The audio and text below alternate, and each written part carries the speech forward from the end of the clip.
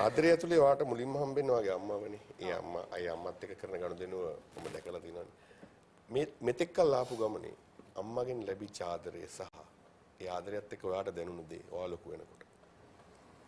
ඒක මට මෙතන ඇත්තටම විනාඩි 5න් කියලා ඉවර කරන්න බෑ ගාවින් අයියා. මොකද එයා අපේ ජීවිතේ මං හිතන්නේ අම්මා කෙනෙක් සැක්‍රිෆයිස් කරන දේවල් අපිට විනාඩියෙන් කියලා ඉවර කරන්න බෑ.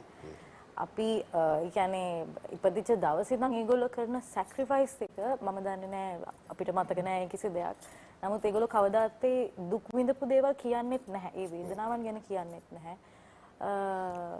ඉතින් අපි ඇත්තටම පින් කරන්න ඕනේ අම්මා කෙනෙක් හිටියා හෝ නැතා හෝ මේ ලෝකෙට ඒගොල්ලෝ අපිව බිහි කරන එකට.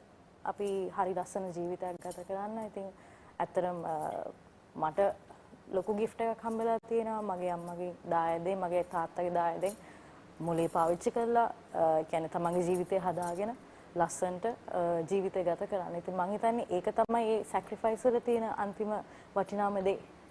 good